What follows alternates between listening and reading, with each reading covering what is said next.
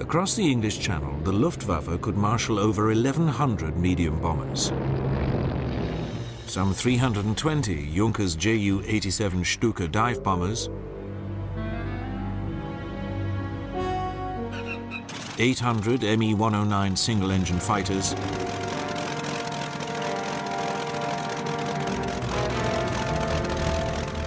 and 250 twin-engine Me-110 fighters. Also within range of Britain were a further 150 bombers and Me-110s based in Norway and Denmark. This armada was flown by crews who had been blooded in the Spanish Civil War and honed their combat skills in Poland.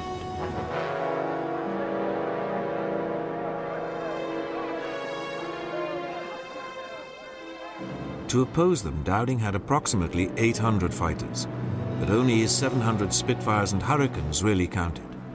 If they were to be fully effective, efficient command, control and communications were essential.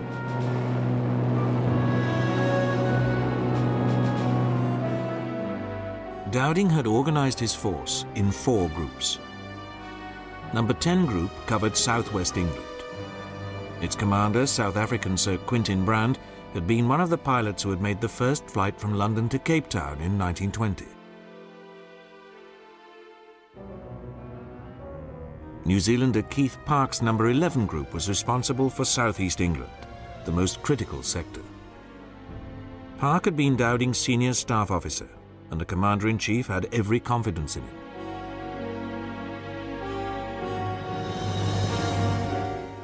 Based in East Anglia and the Midlands, number 12 Group provided depth to the frontline defences.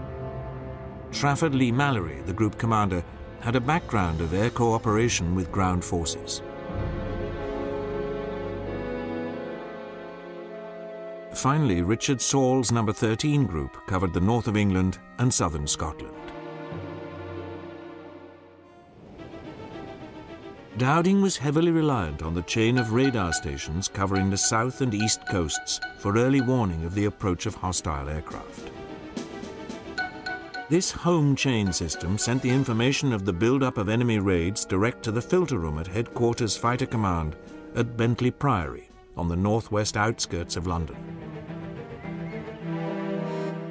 Here, the direction and strength of the raids were identified, and the information passed simultaneously to the operations rooms at Bentley Priory, the group HQs, and the sector HQs within each group.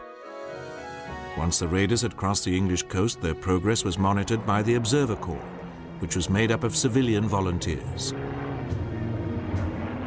The group HQs decided which squadrons to scramble, while the sector ops rooms within each group controlled the fighters in the air, guiding them on to the enemy formations. 2 other elements played an important part in the British air defences.